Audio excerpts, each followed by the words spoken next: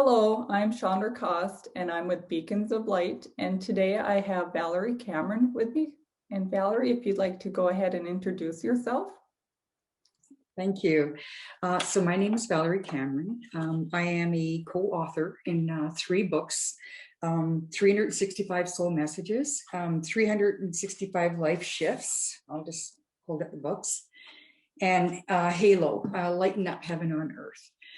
I'm also a certified life and executive coach, but I call it a soul coach. Soul coaching because that's what I love doing. Right. I'm also a Reiki master teacher and a psychic medium. Yeah. Wow. You're big. And and I love it all. I always say I love what I do and I do what I love. Oh, that's So great. yeah, Wonderful. very, very blessed. Yeah. Yeah. Thank you so much. So if you want to go ahead and just share something that you think would be helpful to people about your spiritual journey. Okay. Well, where would I start? I really could sit here and talk for hours. Yeah. But there's many things, and I think I'd like to go back to the beginning because this is the one thing that I've noticed throughout the years of doing the work. And I'm finding a lot of people when they're stepping into their spirituality and or they're having these awakening moments, we get caught up and there's so much excitement in it there is. And so we want to tell everybody, we want to share, and sometimes people are not ready for that. And I find what happens is when you get negative feedback, all of a sudden it brings us down because we can't figure out why they're not feeling that excitement, Right. the same that we are. And it's just because energetically they're just not there in that level. And so they don't understand. And each and every one of us have our own awakening in our own ways. I mean, I've seen people, through near-death experiences. Mine, I was actually going to commit suicide. I even had the day picked. And then I got spoken to. Wow. And it totally did a flip for me. Actually, that morning, my husband and I got up, and I knew that day that I had already chosen that day. And when we got up that morning, my husband says to me, well, let's go get groceries. And that's a 5-hour trip for us because we lived in a really remote community at the time. And so I thought to myself, and which was unusual for him because he did not like going to go for groceries. And so I thought, okay, what's one more day? I mean, I've gone this far. Really, what is one more day? Yeah. And so we had gone and on the road trip, and it was really all forest that we had to drive through. And as we were driving, this voice said to me, "It is time." And the strange thing was in that moment is the tears started rolling. I wasn't crying, but the tears were rolling. And it's like I knew exactly what it meant. I can't even explain it to anybody. Right. It's no different than really we can't explain a near-death experience or whatever it is. But I understood exactly what I was being told.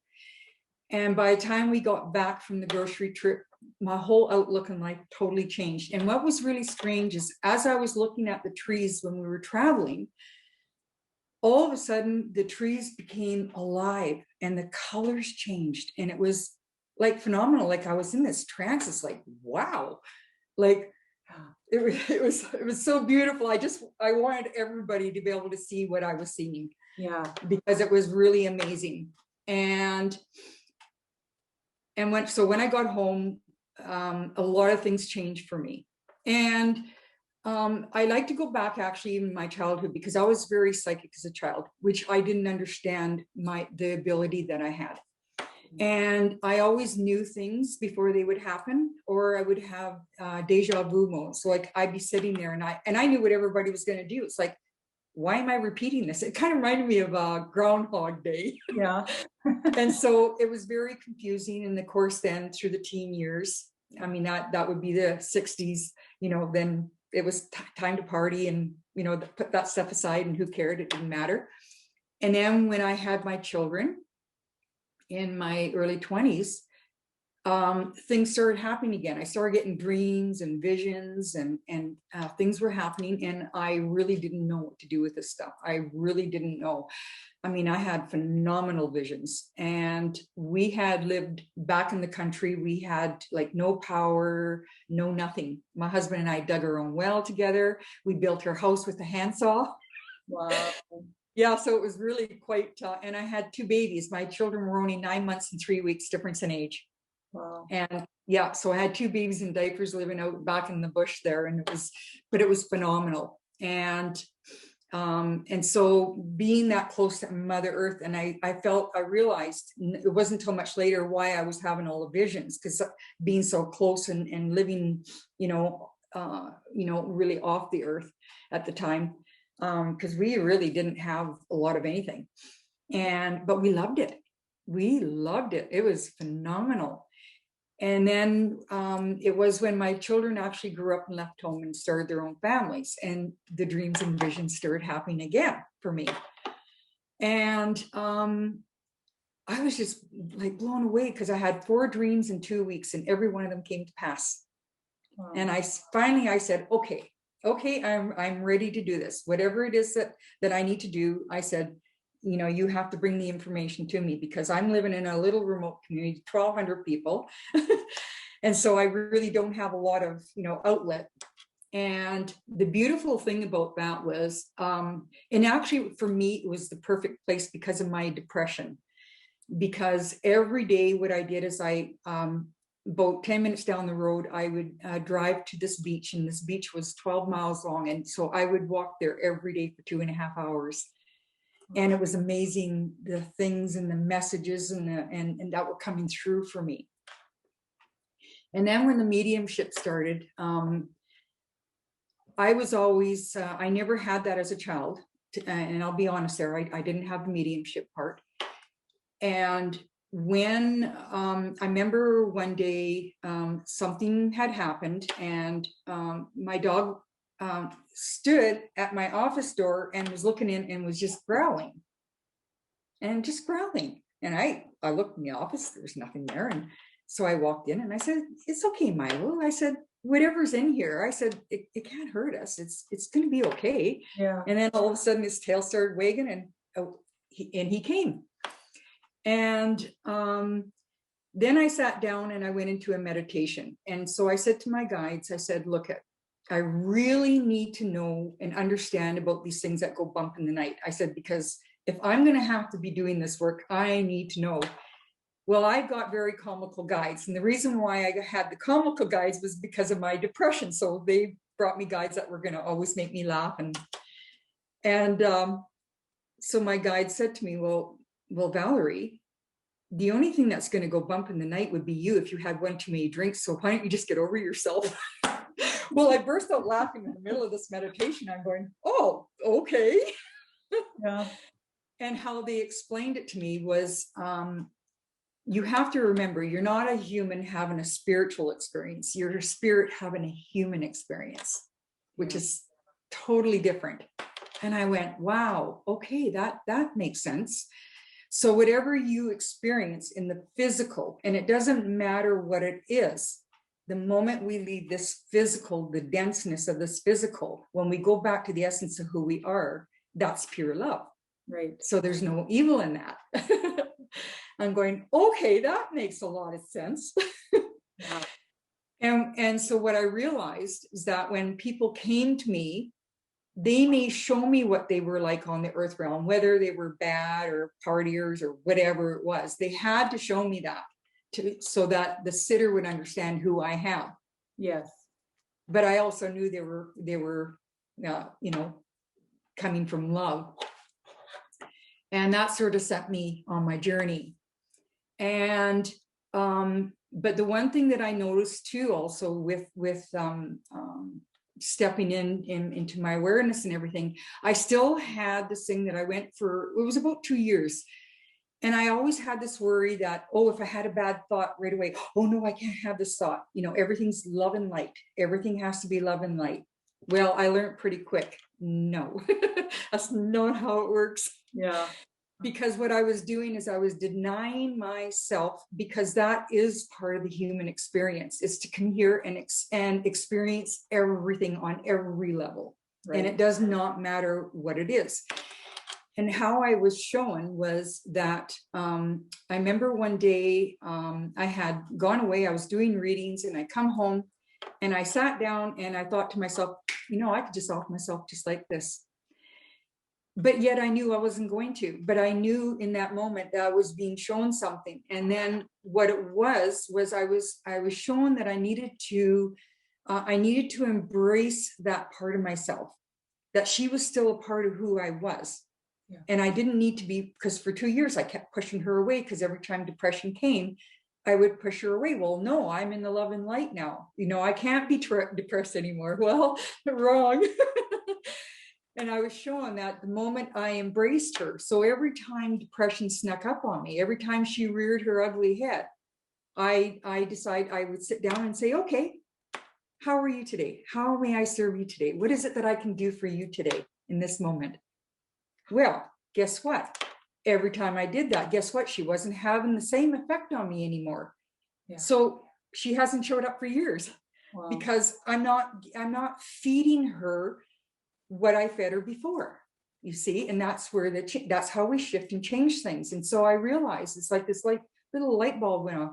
Oh, so anytime something comes up, really embrace it, look at it, see what it's showing me, and that's really where my biggest changes happened. So it was 2 years in, actually, already on my spiritual awakening, that I realized that I had to embrace every aspect of myself.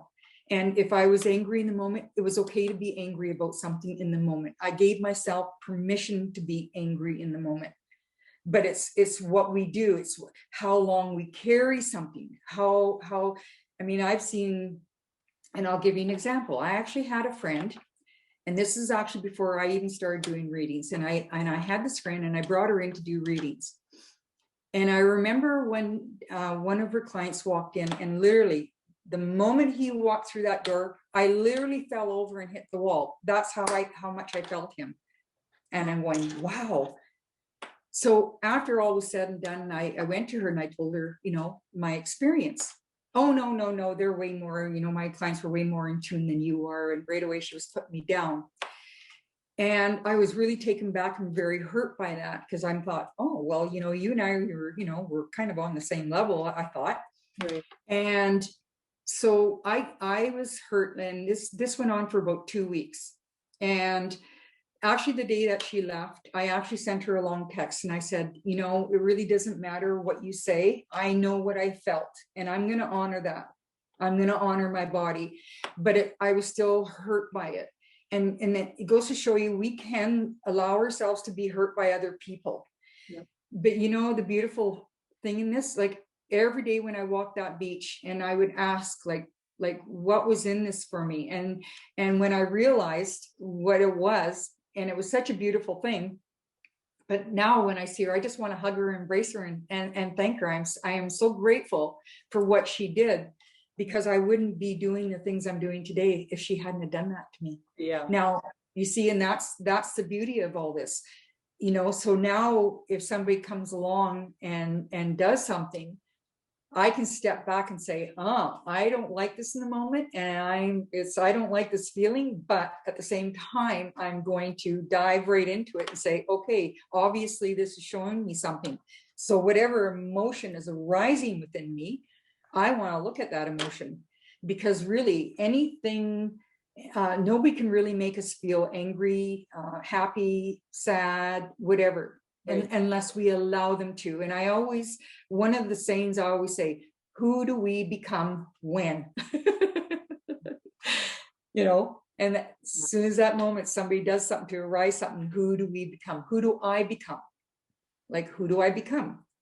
So how am I responding and reacting to that?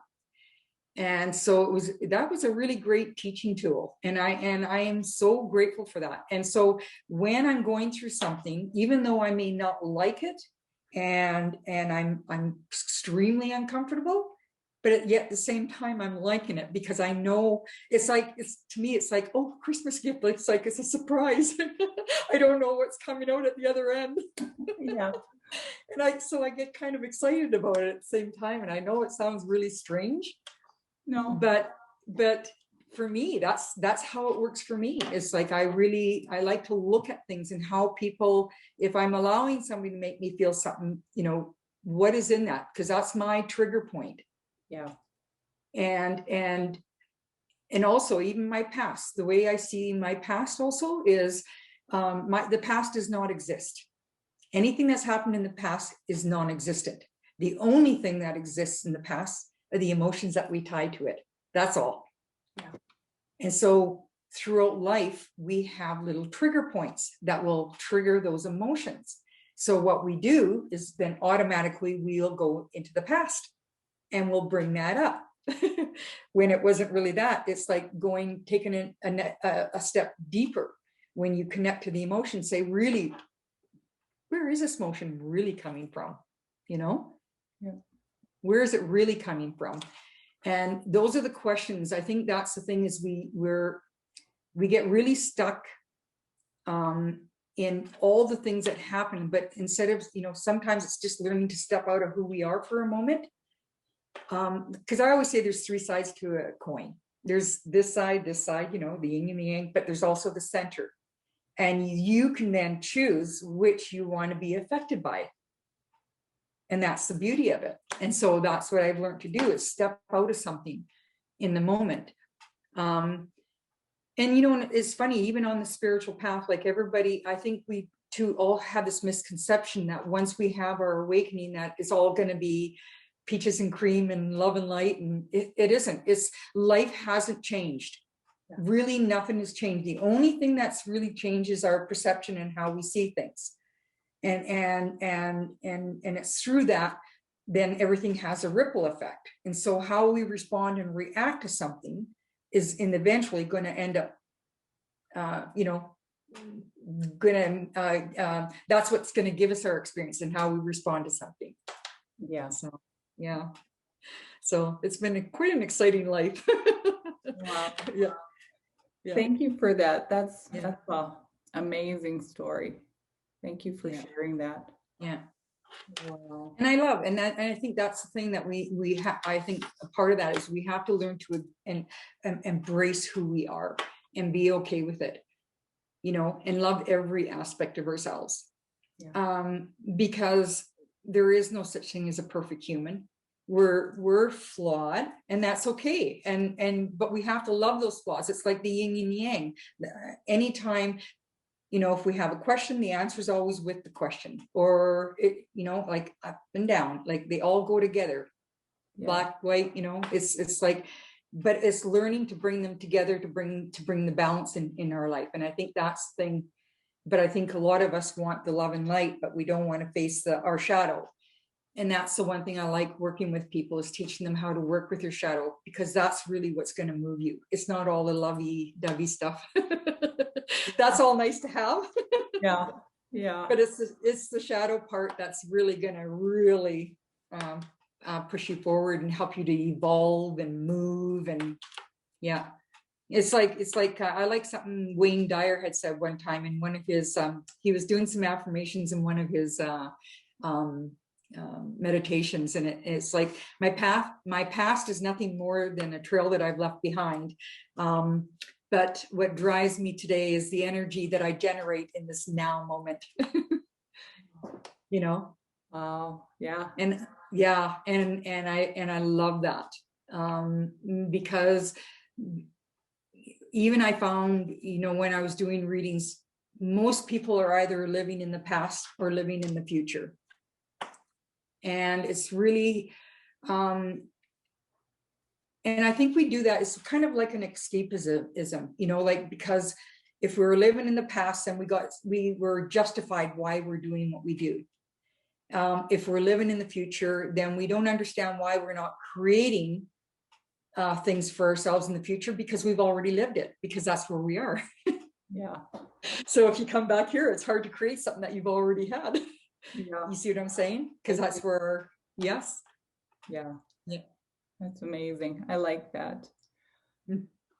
When you're working, do you have any morals, responsibilities that you kind of follow when you're working with? I'm very high on ethics, and that's one of the things that I actually teach when I teach beginner psychic development, because we always have to. I have what I call an honor system, and so I'll honor the spirit, I'll honor myself, and I'll also honor the client. And even if I'm given a piece of information that I don't even understand, I will say it to the client, only because if it's given to me, then I have to honor the spirit. Because see, and I think that's again the misconception, because we especially when we're doing this work, psychic mediumship work, everybody works different. We're not all going to be a Teresa Caputo. We're not all going to be a James Long Pro. We all work differently. And it's really actually kind of funny, because I work totally different than most people. I really do. Yeah.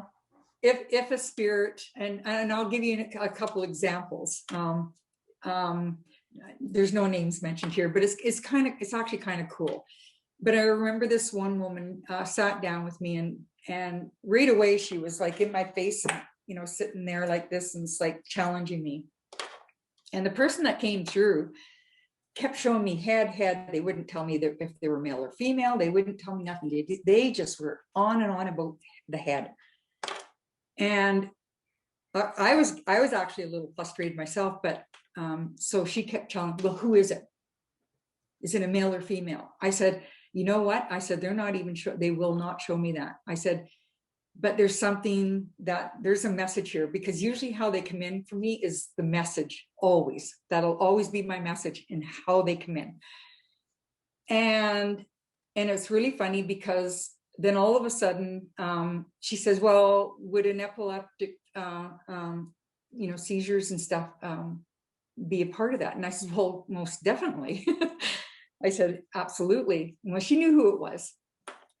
And then she made a comment about, oh, this is not how I thought it would work. And I said, exactly. I said, because you're in your head. And that's what they were showing me. I said, you're way too much. I said, you overthink everything you do in your life. I said, if something comes up, you'll overthink it. And I says, and a lot of times things don't work out for you because you're overthinking it, because it's the thought process. Right. And I said, that's whoever this person is that's coming through, which is unusual for me, that they wouldn't even show me who they were. I said, but they wanted their message to you is get out of the head, stop overthinking things, stop, that's, and I was really quite taken back by that, because I'd never had one like that, kind of blunt. And it was like, ooh, it kind of freaked me out a little bit, but she was actually quite happy in the end. You see? Yeah. And that was exactly because this person knew how to talk to her. You see? Yes.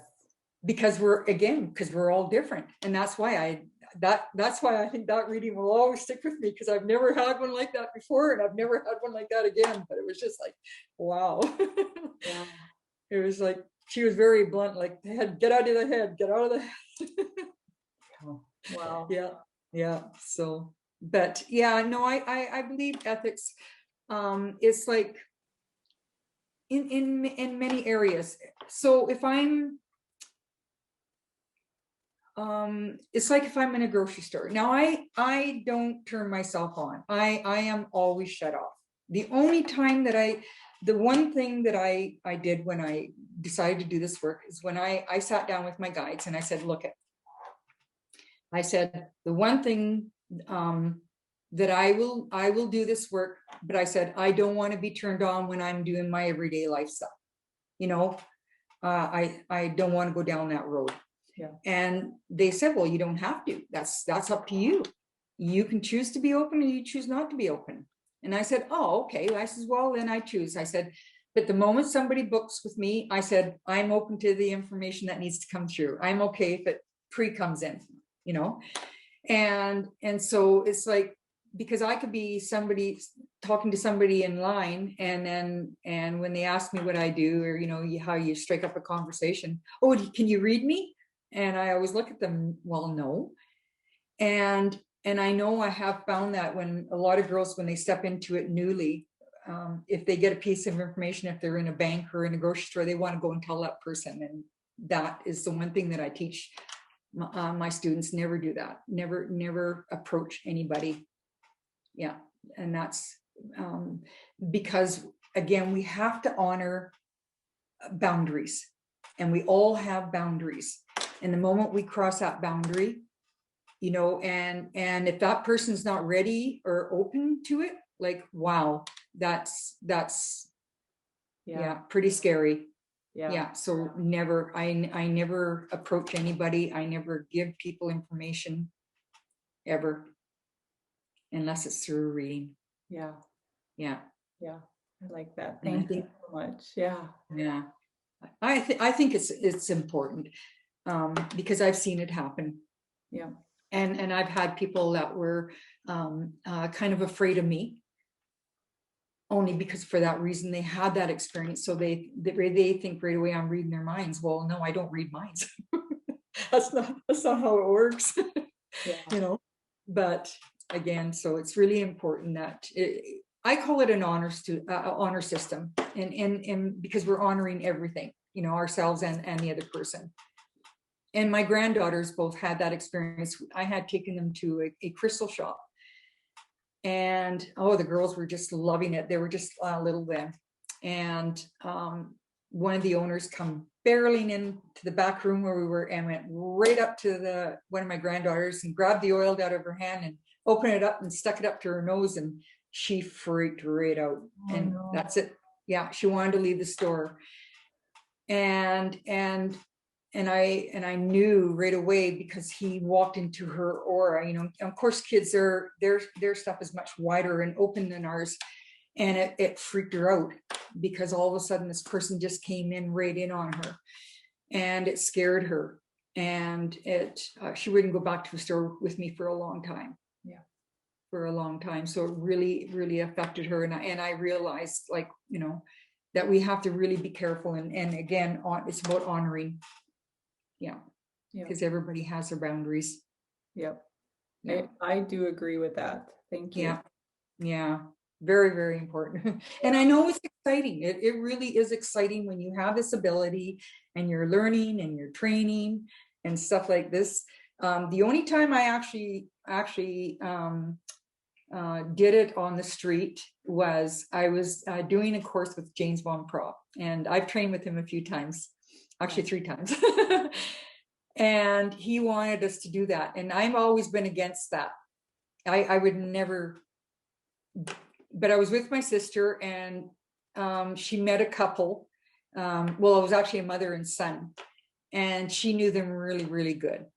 And so, because she knew them, I asked them, would you be open for me to give you just a little mini reading? And I said, if it's no, it's okay. I'm okay with that.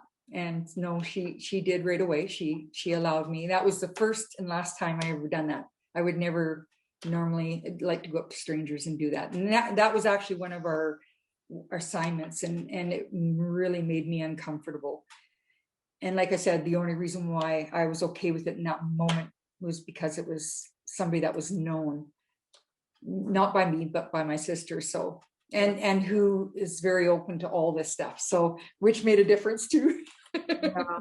Because a no can be really hard on you, even if it's just that you're meaning it for good. And exactly. Yeah. And that's why I always say I prefer to be spirit led. I like people to come to me.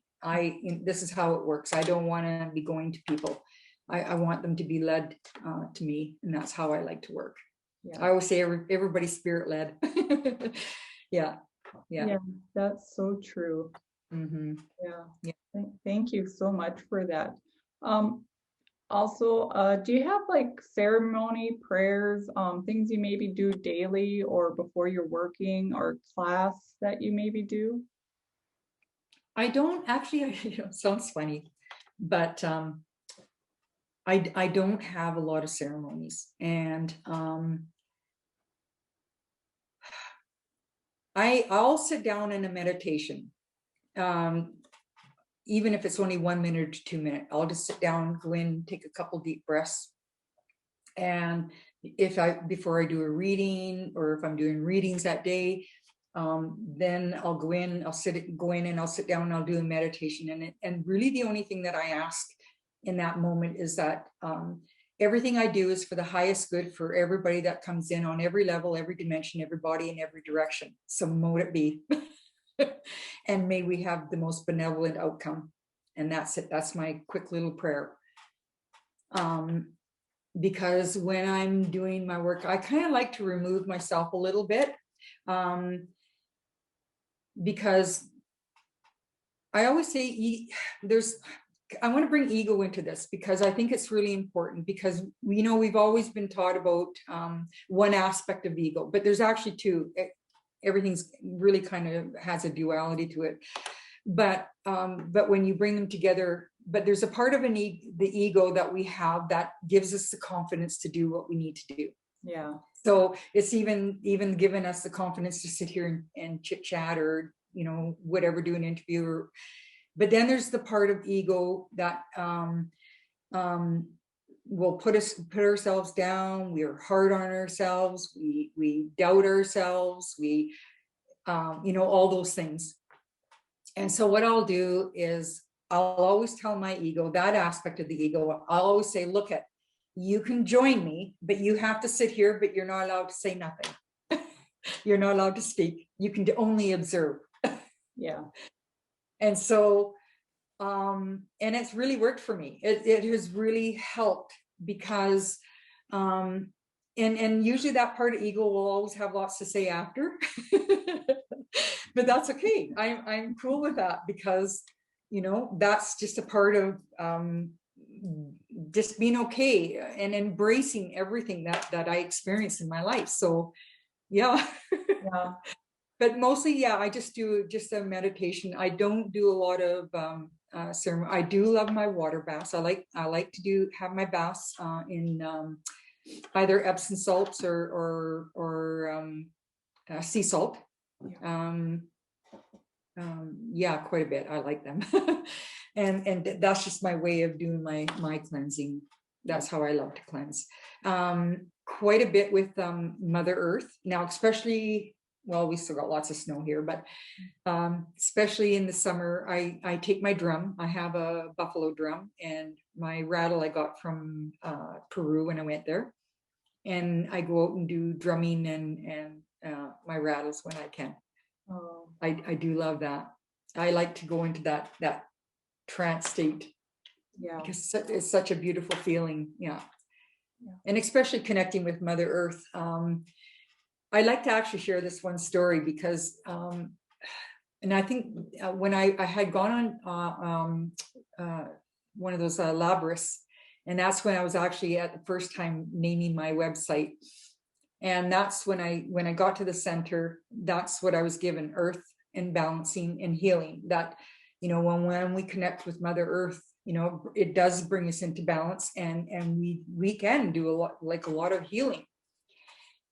And in the one book, in Halo, Lighten Up Heaven on Earth, that book, I believe I have 4 chapters in that book. And that's actually that all those chapters are about different animals speaking to me. And that's the beauty about Mother Earth, and how animals can speak to us, and also rocks, trees. And so I actually have a big rock here. I'd like to lift it up and bring it here, but forget it, it's too heavy. Yeah. But I will tell you about this rock, because to me it's important, because I think when we connect with Mother Earth, and I think many times people have had these experiences but didn't understand the experiences that they were actually having. Right. And so I was walking this beach every day, and for 2.5 hours. Sometimes my husband would have to phone me because he was worried about me. Yeah. And but hey, I just got lost in time. Well, the last day that I was going to be on, at the time, I didn't know it was going to be my last day. But as I was coming back from the beach, because I would walk quite a few miles down, like I had my 2 dogs with me, and I was coming back, and I came around the corner, and I happened to look to my right, and I seen this big rock there. And I looked, and I'm going, what? How did you get there? Like, I come here every day and you're not there. So I went over, and I was talking to the rock, and I was taking pictures and stuff. And so I turned to walk away, and I heard this voice, take me with you. Well, I literally thought somebody was standing on the beach wanting to ride back to town. So I turned around, and there was nobody there. And I'm going, okay. So I looked at the rock, and I said, well, if that was you speaking to me, I said, you're going to have to make yourself light as a feather, because I still have a 1/4 mile to walk to get to the truck. And so I went over, I picked up the rock, light as a feather. I could carry it in one hand. Went back, put it in the truck, brought it home. My husband thought, of course, I was off my rocker. I says, well, it wanted to come. Well, we had sold our place, and so and that's why I didn't know. And of course, then we got the big snowfall, and of course, I wasn't going to drive out there in the snowfall. So it had snowed the next day, like lots. Wow. And I was way up in northern Saskatchewan, and so we packed up, and we had moved to Lloydminster, and I believe the rock was in the garage at the time, and I didn't know that. And all of a sudden, one day, about a month after we were in the house, I started having panic attacks, and I didn't know. And I'm going, oh, my rock's calling to me. Bob, do you know where my rock is? Did you guys pack it? And Bob says, well, I don't know, but I had packed it. Anyway, so I went into the garage, because I never did unpack. I only unpacked certain things. So I went out, I found the rock, and the rock told me, you put me at your back door, because my front door and my back door were in alignment. And the rock told me, if you put me at the back door, I will hold things in for you. Wow. So I did. So I put the rock at the back door, and we had then about a year down the road, ended up selling our place, because I just knew that we were not going to stay there.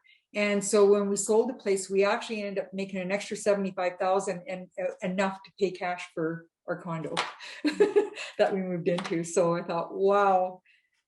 But you see, that's how, we really do have a connection, but we just have to learn to listen. Yeah. And that's really what it's all about. And that's why in that one book, when I wrote all the stories, because wow, the things that I was being shown and shared was absolutely phenomenal. Yeah. But that one rock story, just I love it. And I still have my rock, but I can't pick it up. So. Great. No, that's fine. I love rocks, and I love crystals. And I have a granddaughter that we go on a walk. She's looking down, picking. Oh my gosh. Yeah. Her poor mom has to wash clothes, and there's rocks in every load. I know. My daughter did the same thing with one of the granddaughters. We used to take the grandkids where we lived, because we lived right on the Churchill Lake. So it was a 50-mile long lake right in front of our place. Yeah. And we would take the grandkids every year for 11 years, all 4 of them. And of course, we would always go rock collecting, because we used to polish rocks. And my daughter laughed, because her daughter come home with piles of rocks. It's like, yeah. So she, oh my goodness, she just laughed. She goes, oh boy, you guys created a monster. Yeah. But we did. My husband really liked him and I would actually go big rock picking, because we actually built a whole wall around, and not around our house, but it had the opening in the bottom. So of course he was that Scottish still in him, the Highlander, eh?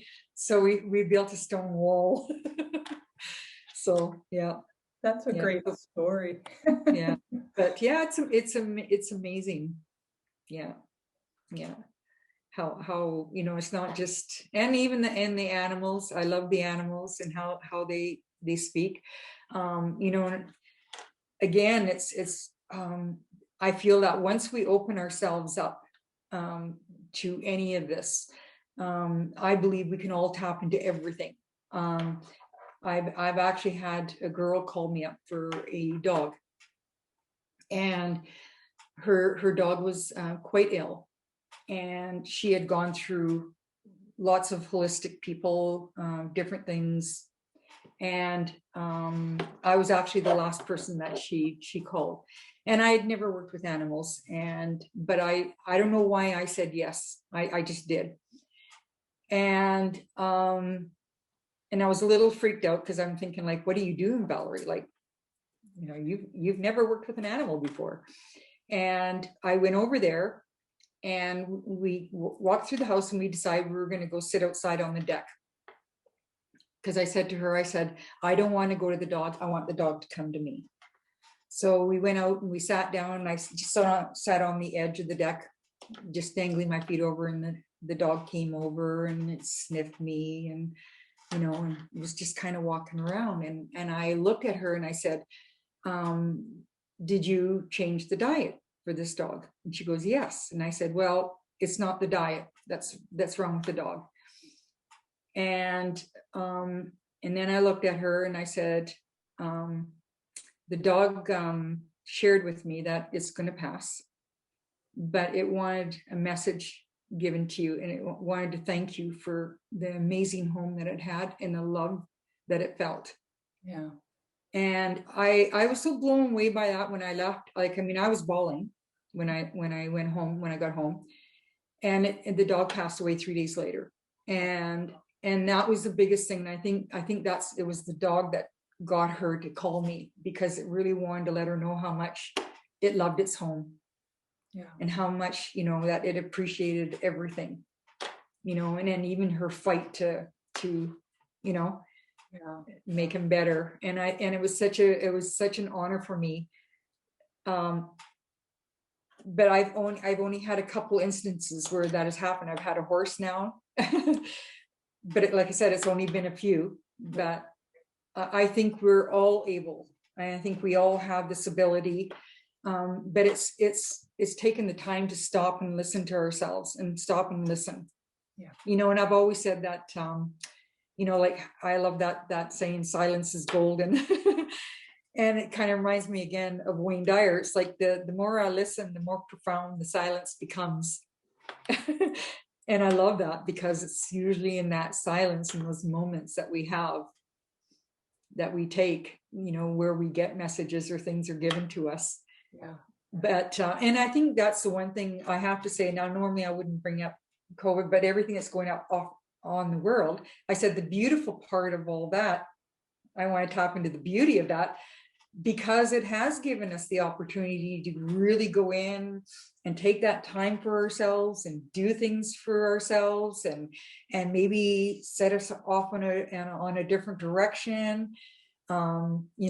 Because so many people were so stuck in their lives, that this has given them the opportunity and the time to say, you know what, I'm going to do something different here. I decided I'm going to try this, or I'm going to try that. So really, there's a lot of beautiful things that have come out of this.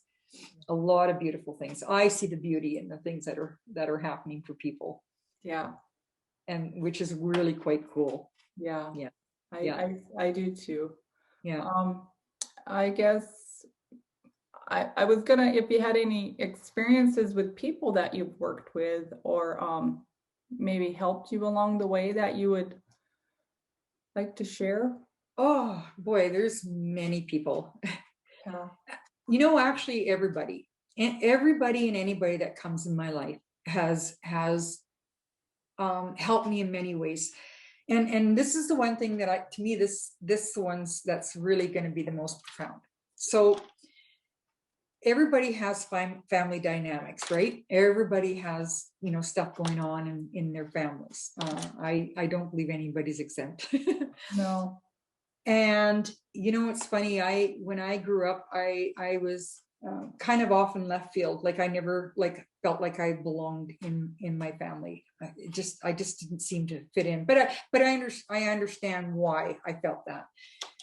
But looking back in my family, I decided that I was going to do this differently. I wasn't going to be angered or upset or whatever by the things that I experienced in my life. So I sat down one day and I looked at because I come up, there's 6 of us kids and then the parents. So what I did is I sat down and I looked at each and every one of them individually. And I asked myself, what have they taught me in this lifetime? What have they brought to me? Not looking at the things that they did or, all that stuff. I thought I put that aside because I said, I've already dealt with that. Now I want to see what's the gift in it? What have I done with that other stuff? How have I utilized that in my life? And so that's why I see everybody, even you, connecting with you, you're bringing something out, or you're showing me something in this moment. So, which is something beautiful. And that's how I want to see people, because that's where our connection is. This is where we're as one. Yes, we may be individual in our bodies and the physical and how we look and what we do and blah, blah, blah. Right. But in the spirit realm. And so I like to look at everybody now. What are they bringing me? What are they showing me? Obviously this person's in my life for a reason. Yeah. And that's the cool part. And even if, like I said, if somebody does something, I'm okay with it. I may not like it in the moment, and I may be very uncomfortable, because yes, we all are. I'm not going to say I'm not, because I'm human. Yeah. Yes, I get angry. Yes, I get upset. Yes, I get all those things. Yeah. I have all those emotions like anybody else. But I also, at the same time, when it's all said and done, I step back and say, okay, what did this bring me? What did this show me? How can I use this? And I actually want to give you, this is a really good example, because I really believe this would help many people. So I have this one person in my life, and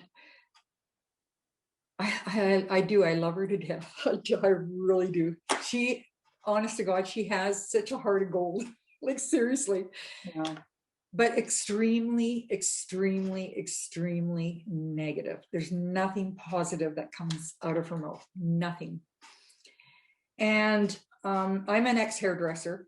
And so she has phoned me up a few times and asked if I would do her hair. And why not?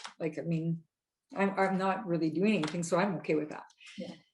And so every time I would go over to her house, it was just constant and negative. And so every time she would say something negative, I would say something positive, and it just really wasn't working. And so I went and sat in my van one day after I did her hair, because when you're coloring and cutting and everything, you're there for quite a little bit. Yeah.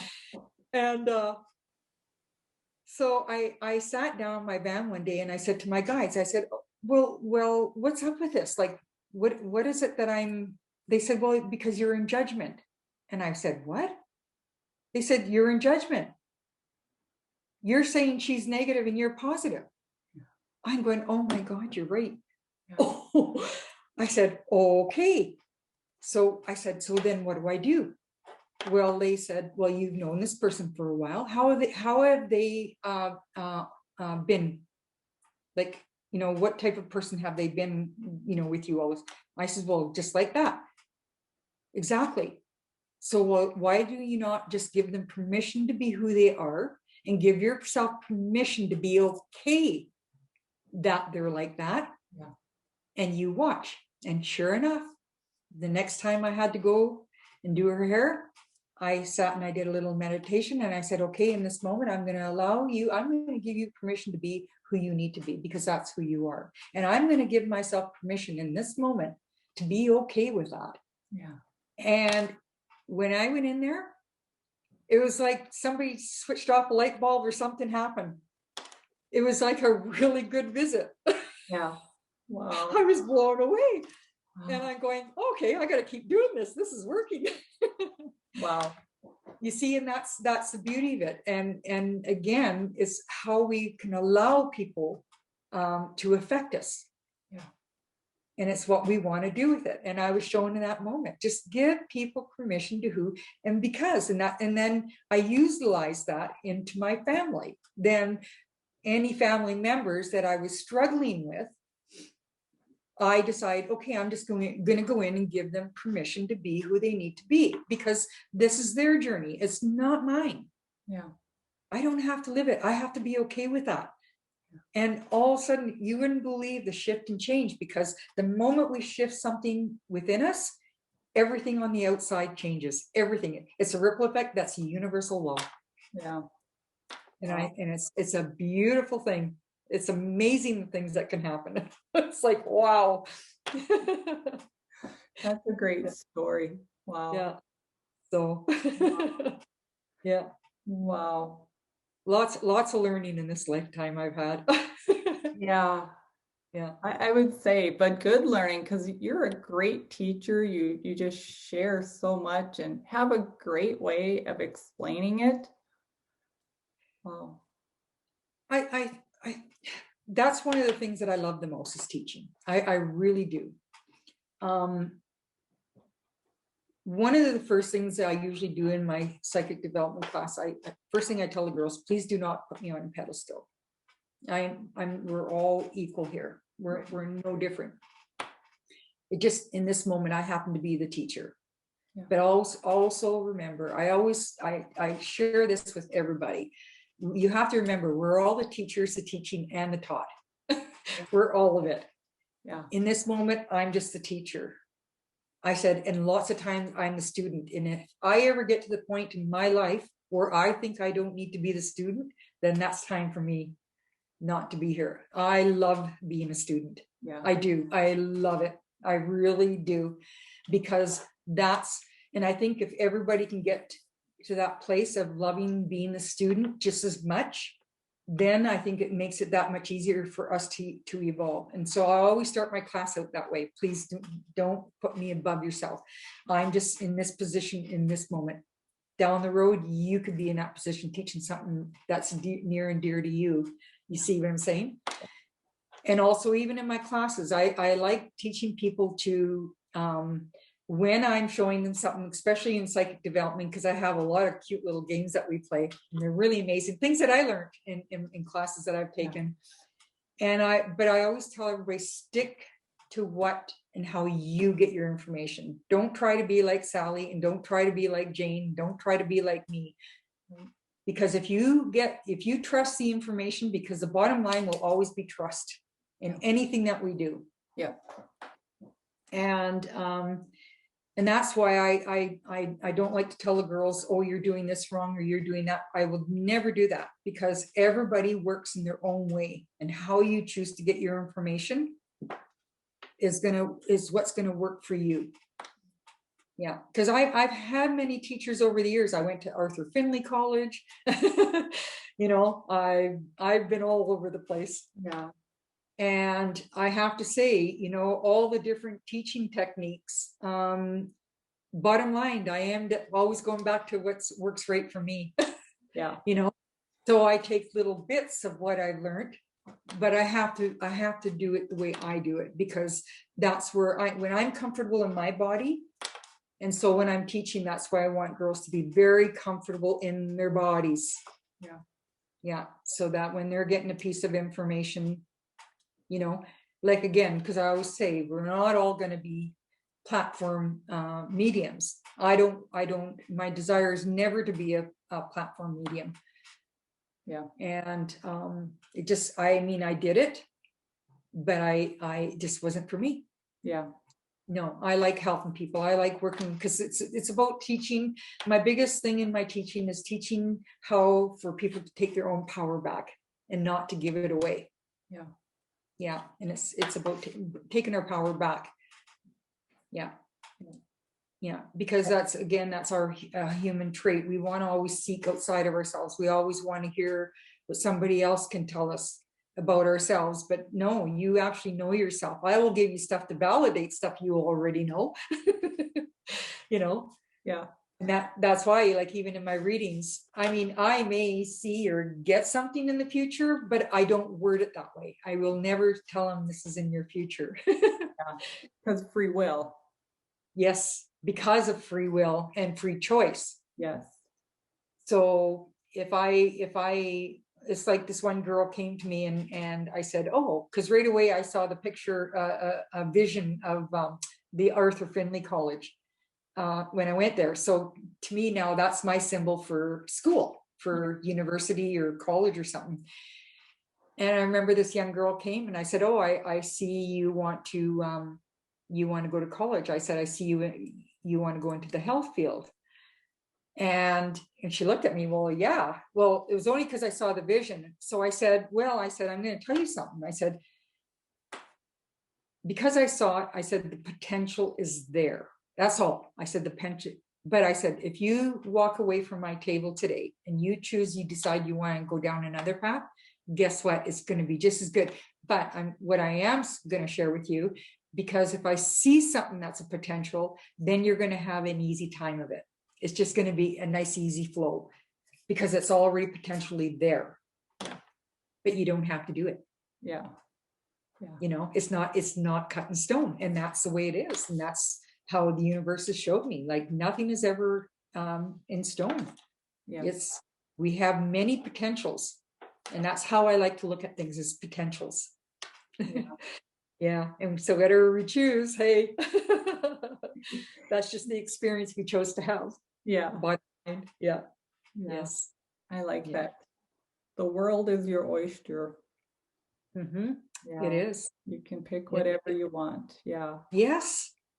I think the biggest thing too is it's like I remember my granddaughter when she's 24 now, but when she was 16, and she said to me, Grandma, she goes, like she kind of wanted to change the world. And I looked at her and I'm going, honey, I said, the only way you can change the world is change the way you see the world in here.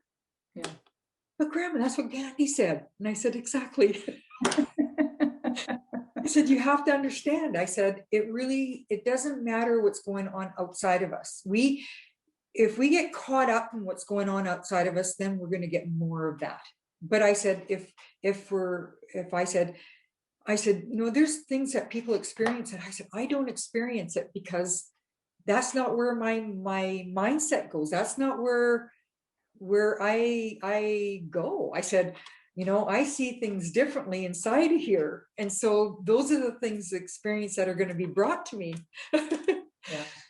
So I said, and then everything has a ripple effect. I said, because the moment we change the way we see somebody or the way we see a situation, and it was actually kind of cute because about 4 months later, she phones me up, Grandma, she goes, I tried your little trick there, like, or whatever. Like, yeah. And she goes, wow, it works. I just smiled. I was like, oh, shoot, that was so cute. Oh, that's wonderful. I like that too. Yeah. Oh, wow. Yeah. Actually, how I really put it was there was one talk that we had, and I said to her, can I swear? Yeah. Okay. I said to her, honey, I said, some days, some people are just going to come along and shit in your cornflakes. Yeah. I said, but you have two choices. I said, you can either choose to eat out of that bowl or you can choose to dump it and get a fresh one. Yeah. Well, what do you mean, Grandma? I says, well, when people come along and dump in your bowl, I said, what it is, it's drama. It's drama. People are going to come along and create some drama. They're going to take something out of nothing and they're going to create drama around it. I said, you can buy into it, you can respond to it, you can react to it, but the moment you do, then you set yourself up to whatever experience you choose to have in that situation. Yeah. Or you can, again, look at that and say, you know what? I don't need to go there, and turn around and walk away. No response, no nothing. Yeah. And which is and again, she again phoned me because she tried that. Yeah. from school, you know, Yeah. because some girls were trying to create some drama, and she phones me up, Grandma, she goes, at work, she goes, I didn't respond to them. Oh, And you're, I thought, you're wow, the this wise grandma. I hope I'm a wise grandma to my grandkids. yeah, oh, I tell you, it's such a beautiful thing then, you know, that when we can share these things with our children and our grandchildren. And I have a brand new great grandma, so I'm pretty happy. Yeah, Great. pretty exciting. Yeah. But yeah, and so whenever the kids want to, they phone me, and if they're, you know, stressing about something, you know, I can just help guide them through. And I said, hey, I can only share what I know in the moment. Great. I said, I'm not going to pretend that I know everything, but if you happen to phone me, I'll share what I know in this moment. And I said, that's all I can do for you. But what you do with the information then is going to be up to you. It's how you water that garden. You know, I can't do that for you. I can only share. Yeah. So yeah, it's really quite cool. Yeah. Wow. Yeah. Are there anything that we haven't covered that you want to give advice on that you feel is important, or?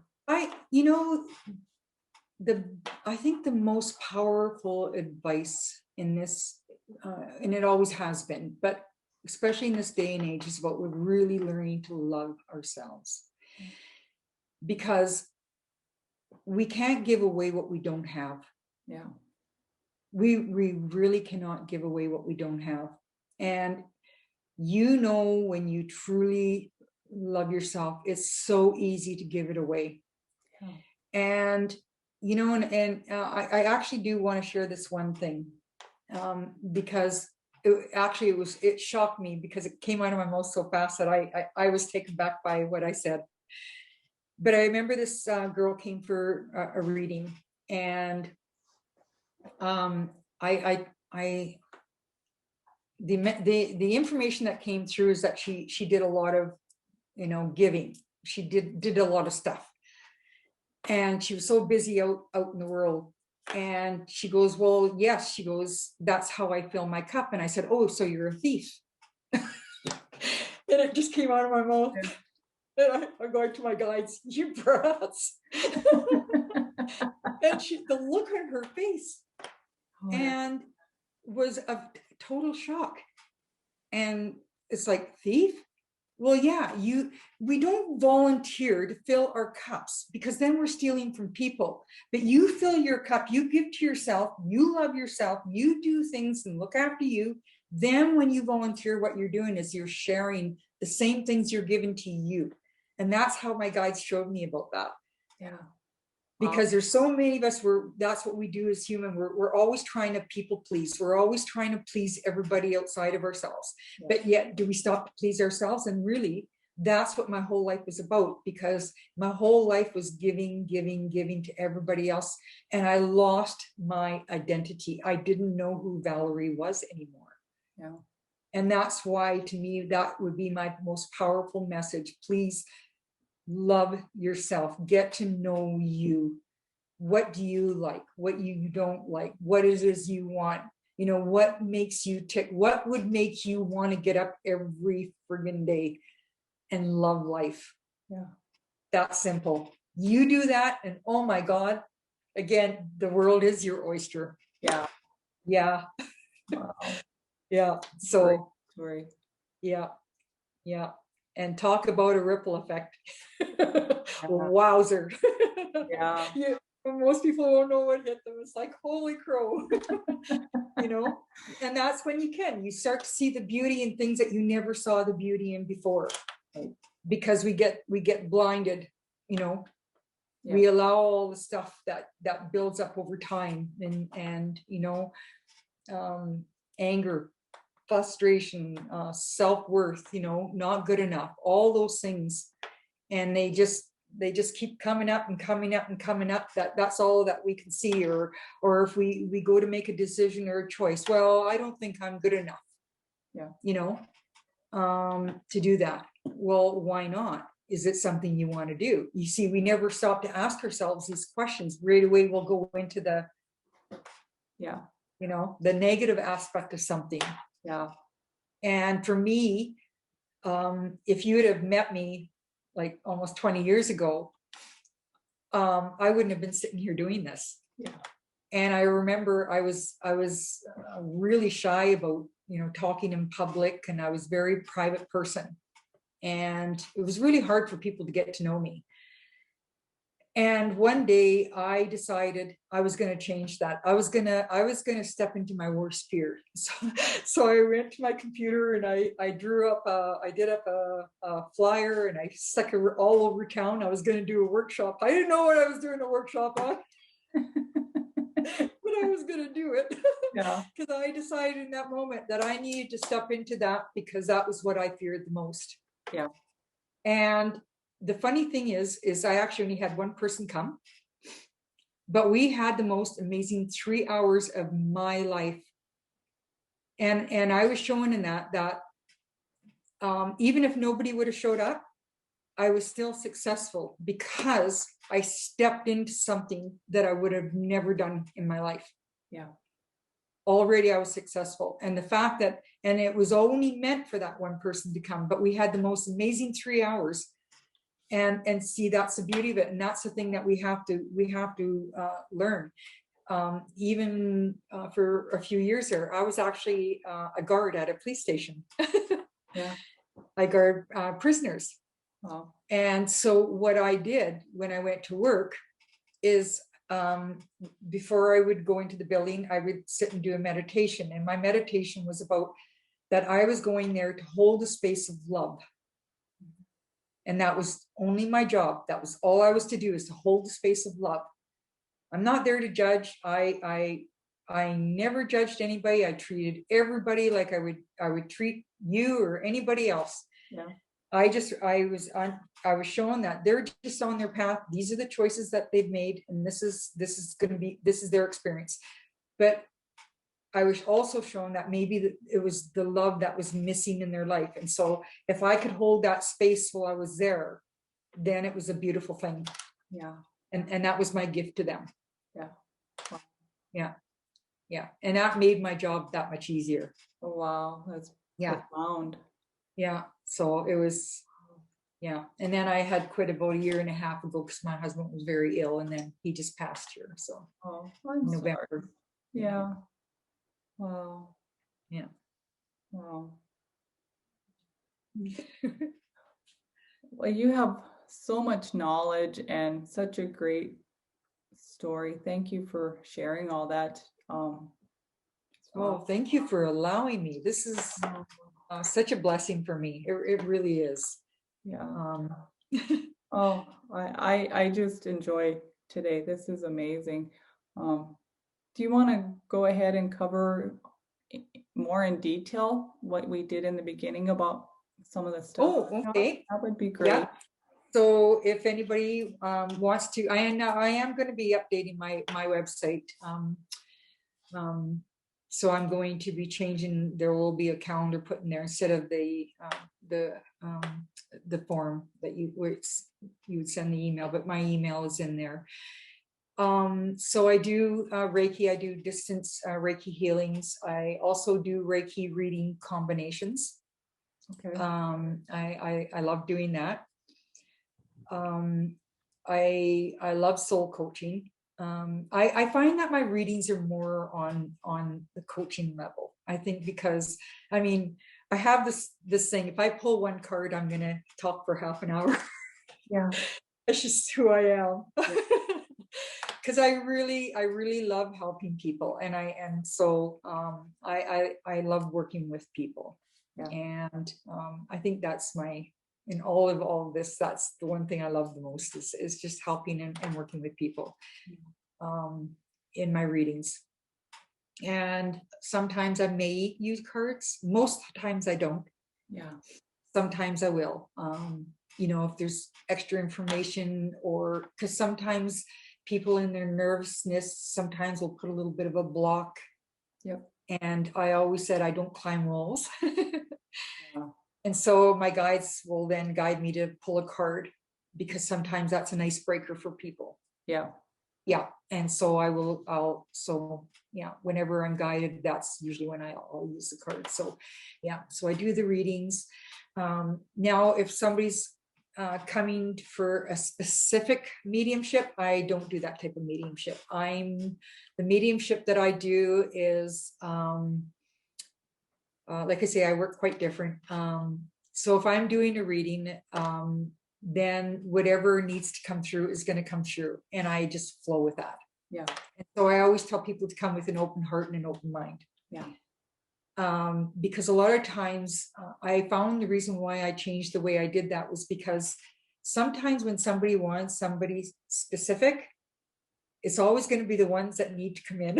Yeah. That will come in. And I'd like to give you an example, because there was a girl that came to me for a reading, and there was a girl that she used to ride the bus with all the time, and she was always giving this girl advice. Well, guess what? That's the girl that came through, because she got actually killed in a car accident. Yeah. And she was totally shocked. And I said, oh, and by the way, she's telling me you have to learn to follow your own advice. Well, she couldn't believe it. She was just blown away. Yeah.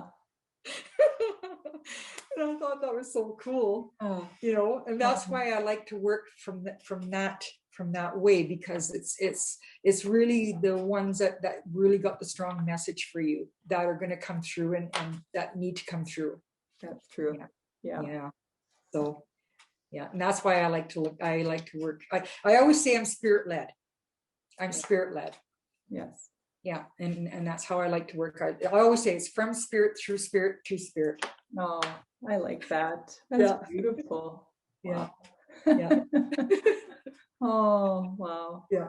So my website is you can actually just, if you Google my name, just Valerie Cameron, actually my website does show up now, because I've had it for so long. Yeah. And or the www.earth-balance-healing.com. Okay. Yeah. Yep. Yeah. And then but either or, my website will come up. So yeah. And your books, let's talk a little about your books and where they can find them. Now all these will be on Amazon. Yep. So they're all #1 bestsellers. And so the 365 Soulful Messages, I believe I've got 4 little short stories in this one, just little short 1-pagers. Yep. So this is co-authored by people all over the world, which is really cool, and really quite impressed. The very first one I did was 365 Life Shifts. That was the very first book I went in, so I only have like one chapter in there, or one story. And again, that was stepping out of the box. Never thought I would be a writer. Yeah. But there I was. It just happened to fall into my lap, and I thought, well, if the universe is wanting me to, this is what I'm going to do. Yeah. And then the other one, I don't have a copy, because somehow I obviously gave my last copy away. But that's called Halo, Lighten Up Heaven on Earth. Okay. That one, I believe I have 3 or 4 chapters in it. And that one is really speaks a lot about the animals, and like the rock story, the animals the hawks, I have a hawk story in there. What was the other one? Can't remember. There's a few. And really beautiful. So it was really nice to be able to share those experiences, that I had in writing that. And I think that really, helped me actually in a lot of ways. With being able to share these things that I experienced. Yeah. But it's funny how each book I grew more and more and more. Yeah. Well, you trusted, and so when you trust, you grow a lot. Yeah. And that's actually even in the bottom line too, in anything that we do, especially in our mediumship and our psychic work, is just really trust. Really, really trust. I have to share this one with you, because this guy came in for a reading one time, and I kept getting stars around him. Yeah. And no, dream. The word dream. Dream. So I asked him, I said, well, do you have dreams, visions? No.